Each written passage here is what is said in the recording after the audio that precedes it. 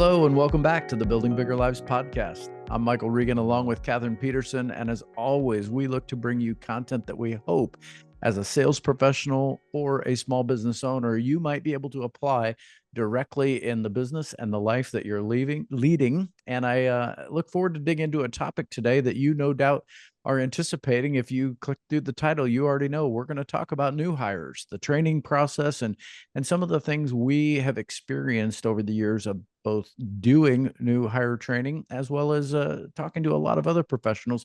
And so we're gonna cover it all. But before I ramble any further, I'm gonna bring in my fabulous co-host, Kathryn. Always great to be with you. Good to be with you too, Michael. Thank you. I'm excited about this episode.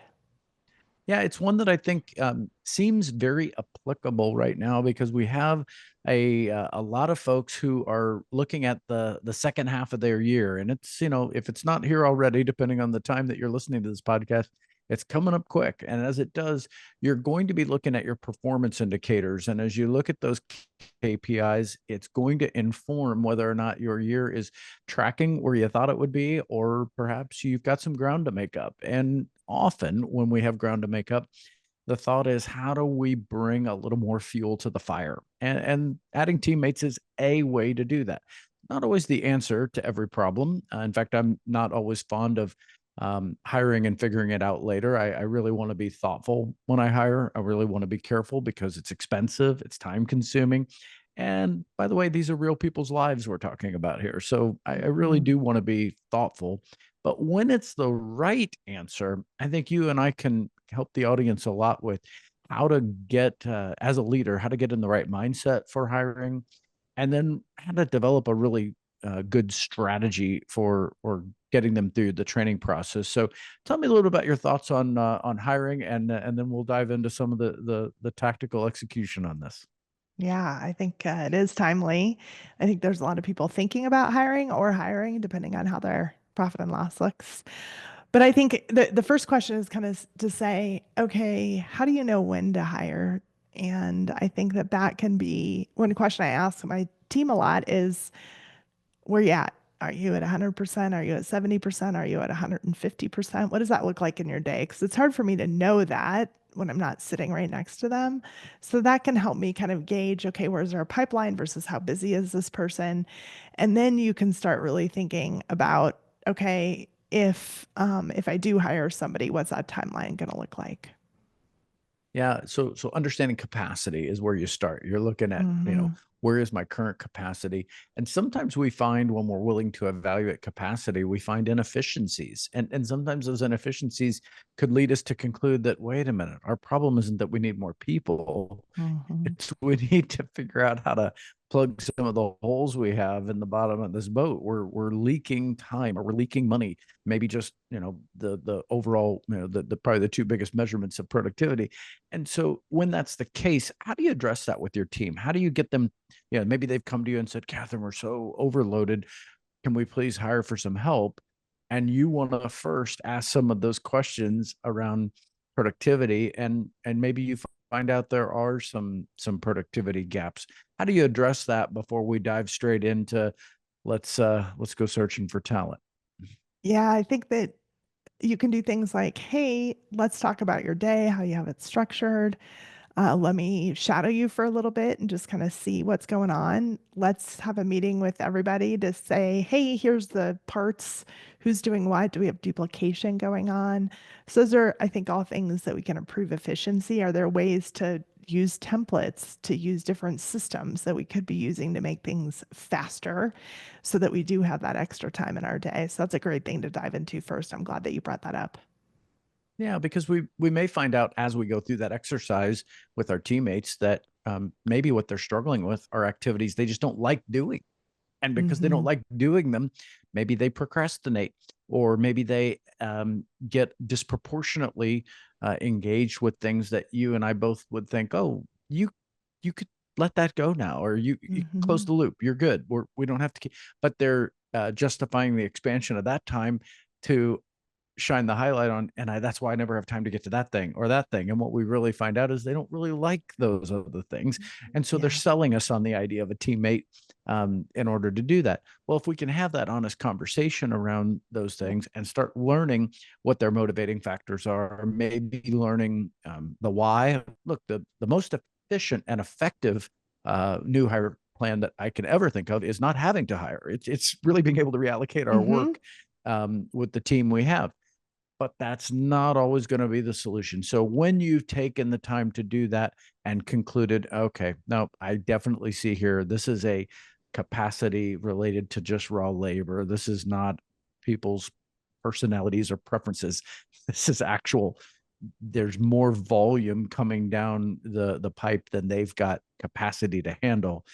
How do we start identifying the priority of those things so that we could sort through an appropriate job description that might highlight the type of person we're trying to hire? How do you build the case for that when you're remodeling the plane while it's in the air? This is hard to do. Yeah. Yeah, exactly. I think some of it is diving into, hey, if you had to give up three things in your job, what would that look like? What would you get off your plate?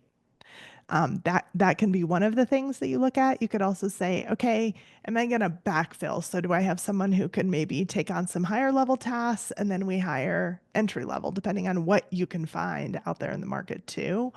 Or are we splitting a job in two? Kind of where are people at with things, and where are they gonna really thrive? And then trying to create the position out of those things.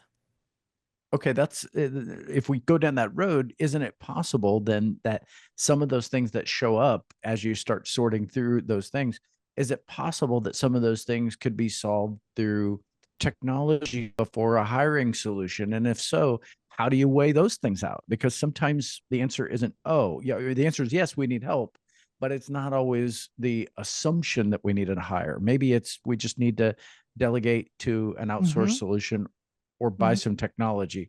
How do you weigh all those things out? Because that's hard for a small business owner to figure all that out. Yeah, that's a great question. And that is hard. I mean, sometimes you look at the cost benefit, right? Okay, let's use, I know some people have used like a online receptionist. Okay, great. What is that going to cost? What if I bring that in? What are the, you know, can I just outsource that piece, and what will that look like? Or am I better to hire somebody who can do these five things? So it is weighing both of those. And then you have some quality stuff you have to think about as well of, okay, great. Am I going to be doing a, like, if I have someone in the office who's a receptionist answering the phone, I'm overhearing that conversation versus if it's an online or if you use a punch one, punch two. So I think there's so many questions. That's actually always a really hard decision that I think any business owner has to evaluate all the time. And new technologies pop up. So I feel like it's a constant project of figuring out, oh, hey, here's a technology that I'm using to make things faster. What are you using? And then evaluating those against cost and what your people can do. You're highlighting a couple of things that I hope our audience is realizing. So before, if you're listening or watching, before you get yourself overwhelmed by, oh my gosh, this isn't helping. I thought the easy answer was we just needed to Yeah. hire a person. And Yeah. you're reminding me that it might mean we need new tech or we might need to outsource. And that's complicated too, because I have to evaluate all that stuff. True, but this would be a good reminder of why you want to regularly and consistently keep up with those, let's call them trends in your industry. Have the outlet. It might be a LinkedIn group you follow. It might be a YouTube page that you follow. It might be an industry association that you're a member of, and they've got some level of dialogue and communication going on, a newsletter, wherever you're able to get information for the industry that you're in that is keeping you abreast of those technologies and of those Hmm. outsourced solutions.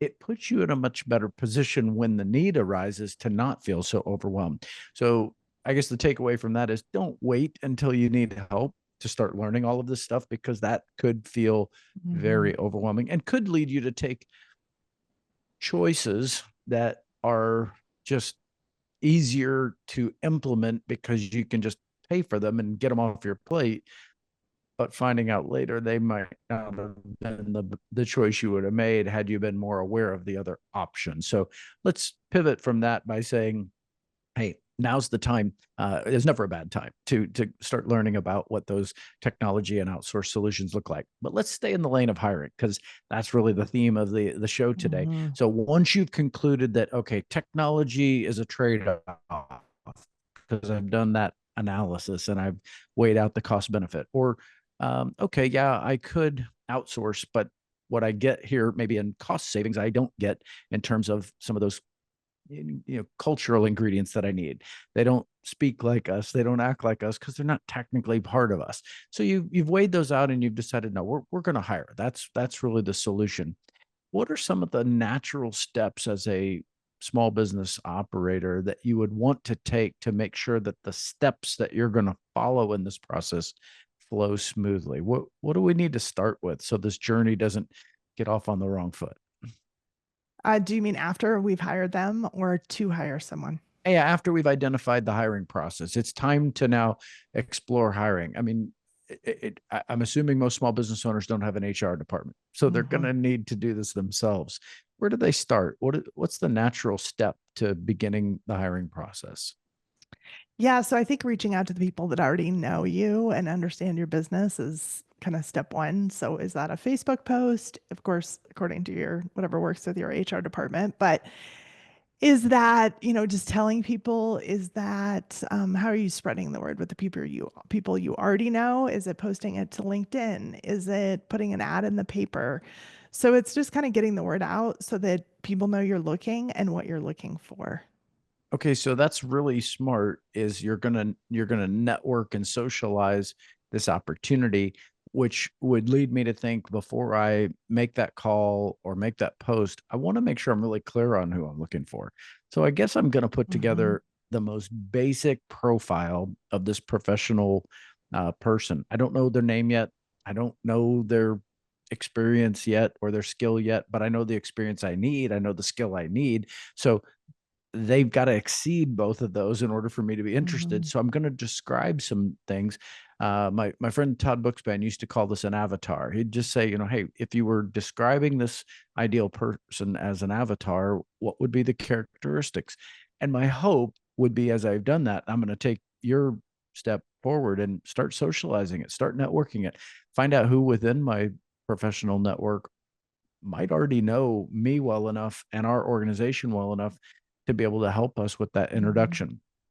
Well, at some point, there that person's going to um, get identified as a candidate, and we're going to have to go through the interviewing process. And look, interviewing is its own animal, and certainly you may have some criteria for that. We could certainly unpack that in a different episode, but now we've at least gone through that, and we're ready to hire this person, and there's generally an onboarding process.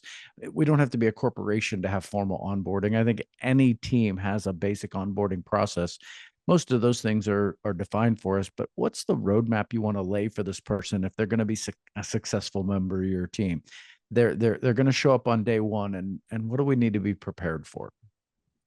Yeah, I think just having a plan in place that, hey, here's the things that we are going to be training you on. Here's the timeline of how we're going to do that and who's going to do it and how long that might take. And in addition to the, normal trainings, here's some trainings you may have to do online. Here's some trainings you might meet with people outside of the office to learn things about. And having that spelled out in a formal training plan is super helpful, at least when we've brought people on. Yeah, I think I've seen that as well. When a small business has a first week agenda, like a syllabus, an agenda, like this is your Mhm. training plan for the first week, and it shows the premeditated thought of that leader, suggesting this is what we're going to be doing on day one and on day two and on day three. Imagine the confidence that creates in this new hire because they didn't join Microsoft, they didn't join an organization that their parents have heard of, they joined some company that they hope is going to be a really good fit for them. And this is a great first impression when they come in and see, oh my gosh, you were prepared for me, you have a plan. So I love that that's where you're next your thought went was to have that plan. And I'm a big fan of have that plan in writing. Like, don't just Mm-hmm. tell them the plan, Mm-hmm. have it documented. Um, that'll be helpful for you as the leader if you're a listener out there to feel like, okay, I can create a plan. I do that all the time, but am I really, what are the details? Well, you writing it out is probably going to inform within an 80 to 90% accuracy of this plan right out of your head and onto the page, because you already identified, as we talked about a few minutes ago, what your team needs and where these gaps are. um, and you've already identified in that step we just took a minute ago of the ideal avatar of a person. So now bring those together and create that first week plan. Okay, Kathryn, they're on board now. They've been through the training that was required for the role. They've also followed some of the steps of training you've created for them in that role. Tell me about the practice of shadowing, because I feel like this is one of Mm-hmm. those key ingredients that gets either skipped or missed by a lot of small business owners because they feel like I can't pay someone just to follow me around. And they make the assumption that's all shadowing is, and they miss out on how valuable this is. Unpack shadowing for us a little bit so we can see what that might look like if it was going to be a successful piece of someone's hiring and training formula. Yeah, so I think that there's some just basics that you forget someone might not learn, whether that be toggling between different systems or how they use different screens or things like that. So shadowing can really just be, oh, hey, I didn't even know that was a button. I still learn things from people when I shadow them of, oh, you click there instead of there. So just those little things of how someone does the job today and what efficiencies they've already learned in their job that can help the next person.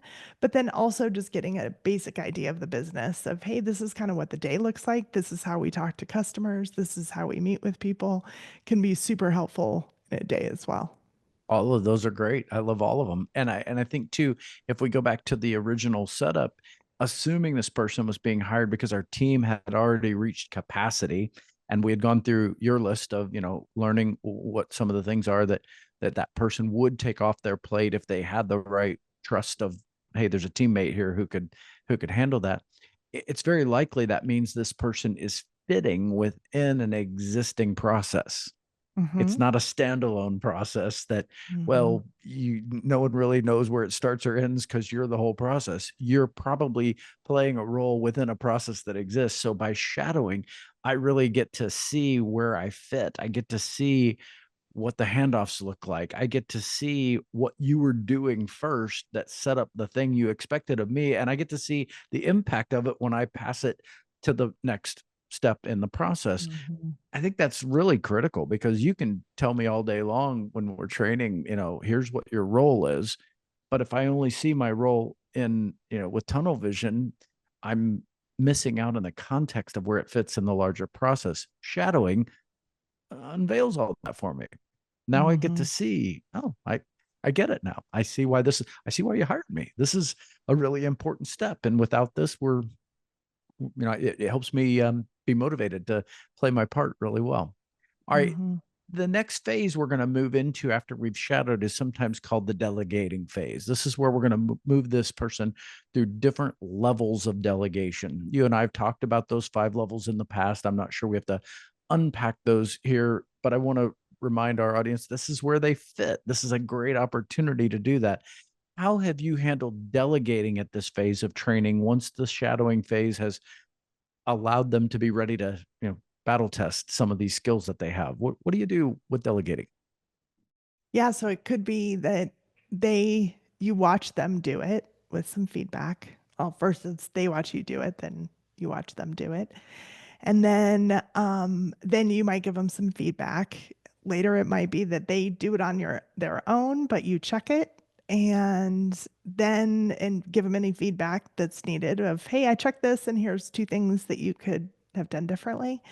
And then it's basically, hey, now that's yours. And then it could be, hey, I just want the output, get to there however you like. You don't even have to use this system. You can use whatever system you like, but this is the output I want. So those are very roughly kind of the broad perspectives of those levels of delegation. Yeah. But I'm glad you're highlighting them broad because I think most people hear delegating and they think of it singularly. They think delegation is just an exercise, and you're already pointing out, well, no, there's different shades of delegating. And so depending on how detailed you want to be, you may want to just start with some basic delegation. Just here, I'm going to give you some things, just go do them. Here's exactly how to do them. Here's exactly the result you should get. Let's don't ask any questions, just do it. You'll Hmm. learn by the habit of repetition. You might choose to elevate that after they've shown, okay, they're smart enough to take what you gave them and go do it. Now, what questions do you have? Like, now that you've done this, what are some of the thoughts that's created for you? And now you're learning if they're really curious and asking good questions, or if they just tell me what to do and I'll do it. Those are two Hmm. different types of people. And you want to know Yeah. what kind of, does this person have the capacity to add something if we gave them the ability to do it? You could get to a level of delegation where you say, okay, I'd actually like to tell you how we usually do it, but I'd like to hear if you have any creative ideas. How could we do it differently? Maybe you have some experiences from another organization that does it differently than we do it, and we could learn from you, and you might want to learn from that. There could be other times where your level of trust gets high enough to where you say, you just figure it out. I don't even, like you said, I'm not going to get fussy about it. So you're working them through these levels. I've seen people get to the point where they get probably to the highest level, which is just figure it out, and I don't even need to hear about it again. Yeah. That's how much I trust you. And so that's a level of delegation that I think a lot of entrepreneur people would like to get to with their teammates, but that takes some time and trust. And so I hope what our audience is hearing, that this is an opportunity during your training to really work through those phases. Don't skip any of those. Test them on different things. Create scenarios in which they do Hmm. this, which maybe leads to the third phase, which is the doing phase. And you've heard me use a phrase called designed dilemmas. And I'm a big believer that if you're the sales professional, that this is a great opportunity in training for you to create very real but slightly stressful scenarios that this person is going to have to deal with once you've released them to do the job without micromanaging this phase of training. And you want to make sure they're ready for it. You want to make sure they're going to handle it really well. They Hmm. don't need to nail it the first time perfectly. That'd be wonderful if they did. What they really need to be able to do is demonstrate for you some teachability. Like, let's use a design dilemma in order to do this. So, in your world, in the housing industry, there's all kinds of these things where you could, take, peel any piece out of the loan application and have them go get information and bring it back. And so what are some examples of things that you would, encourage our audience to think about in terms of training a person with a design dilemma to make sure they're really ready to do their job? What would that look like? Yeah. So it could be something as simple as I'm I'm gonna not remind them necessarily on something I've trained them Mm. on and see if they kind of catch on. And if not, I'll be the backstop, right? I'll say, "Hey, I think you might have forgotten about this." Right. I So think you're going to let them. yeah, exactly. But then it's okay, let's talk about that. That got missed, or great job, you caught it. So it's a little bit of a, I wouldn't call it a test, but a little bit just to say, okay, I'm going to see if they caught that because they might already be working on it. So I'm not going to micromanage that problem. Or it could be something like, hey, this agent needs a open house flyer. Here's the system. Go wild, bring me something back and just see what that looks like. And it might be that you kind of have something in your brain, but you kind of want to see what they come up with and how they're creative and what they do in that project. And that could be something that's out there, but it could also be a problem of, hey, here's a problem that we have. How would you solve this problem? And kind of see how that goes as well. Yeah, you're giving some really good examples, and I hope what our audience is starting to do is realize, okay, got it. I need to think ahead to where success in this role, as I've again, because we created a role for a person that we hired for because our existing team was at capacity and they needed help. So you want to create design dilemmas around the very things that you're going to be trusting them to do when your teammates have other things to be doing. They're not keeping an eye Hmm. on that detail. You're not keeping an eye on that. You need them to be able to do it. But there are probably opportunities to train on that with things that won't torpedo your business, Right. but certainly have some gravity. So you said the word test. I think, testing is something that is healthy. And, we all, went through a season of our lives in school in which we were Mm-hmm. tested on a regular basis. Mm-hmm. The purpose of that testing was to reinforce things like being prepared, to reinforce things like how do you come back? You had a bad Mm-hmm. test. How do you come back from that? Mm-hmm. These are skills that we want to develop in this person. So I think as we move them from that original shadowing phase into some delegating, and we move them through different levels of delegating, we want to maybe create some design dilemmas around the very role they're going to be doing, because as we test those things in this training phase, we can give them some really good feedback. And maybe this is a place to put a bookend on this training phase. Is we want to make sure we have a formal review. And I think small business owners hear this and think, well, I'm not some major corporation. We don't have like the HR department here with a formal review. Okay, great. Then don't make it like a goofy corporate HR Mm-hmm. review. How about sorry for those of you out there that work in HR for a major corporation. Um, Make it something that just gives a legitimate feedback loop to this person based on these different phases you've taken them through in training.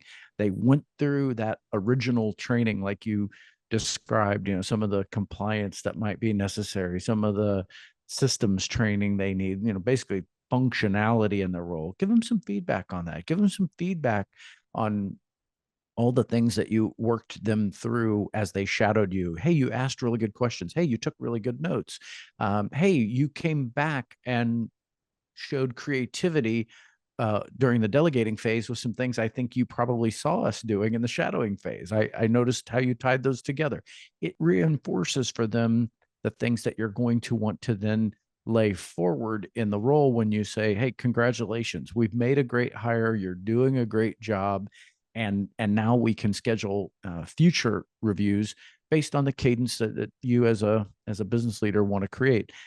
And I'll just finish with that by saying not everybody has to create a formal process to do that. Sometimes in a small business, the best thing you can do is provide great one-on-one feedback with great one-on-one meetings. They don't need to be Mm-hmm. formal reviews. They're just regular, consistent one-on-one meetings. When I see small businesses do this, once every couple of weeks, it alleviates the need to sit down and we need to have a review meeting, because Mm-hmm. you're already talking about the issues on a regular basis. Kathryn, I want to bring you back into the frame. If this person has run through your 90 days and you've given them this formal review, how do you handle it if the review's not so good? They didn't impress you in the ways that maybe you had hoped they would. How do we handle that? I mean, that's a real option if we take people through a formal training process. How do we want to handle that as a small business operator? Well, I think you need to ask yourself first, are they the right person? And second, is this just something that they might need more training or some modification of their position? Or is it what can I do to see if we can get them there? And if it's been 90 days and they aren't quite getting there, I kind of say, man, trust your gut. Because typically, if someone's not working out in the 90 days, they probably are not going to work out. And you get a really good feeling of that really quickly. So it might be that you have to send them on their way to do something that fits their personality or their skills more. I think that's really well said. The old Good to Great book used to talk about getting the right people in the right seats on the bus. And I am a big believer that when you find out that this person might not be in the right seat on the bus, you really have a couple of options. If you happen to have other rows, maybe they do fit somewhere else on the team. But if they don't, you don't have to throw them off the bus while you're doing 60. You can pull into a bus stop. You can help them with a bus transfer, and Hmm. you can help them get where they're going, all the while determining now what you really need based on the feedback loop. Because even if they weren't the right person, they still helped inform the way in which you're going to now recruit to fill that position in the future, because you learned some things about, oh, we thought this was the skill, but what we really found out was it's a little different. So really good discussion today, Kathryn. Any closing thoughts when you think of hiring, when you think of training, when you think of some of these design dilemmas? Anything else you hope the audience takes away from today's episode? I would just say that people can handle more than you think. And sometimes if you trust them, it's amazing what can come back. So I think that there's a balance there between training and trust and control and all those things. So, but I'm always surprised at people's capacity and ability. So that's my closing thought. I like it. I like it. Well, that's a good place to put a period at the end of this one.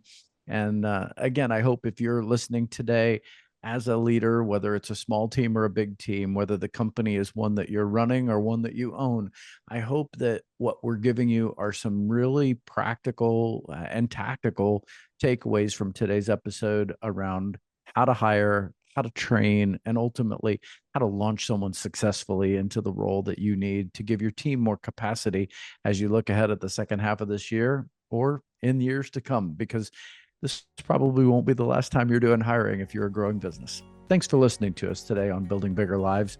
We'll continue to be here every Wednesday with a topic or a guest that we hope will bring value to your small business. If you like what we're doing and you're enjoying following us on this podcast series, please share it with another professional. We'd love to have you sharing, commenting, or reviewing our podcast. It helps us grow. It helps us get our reach out to more people. And we'll look forward to seeing you and being back with you on an episode again very soon. Thank you.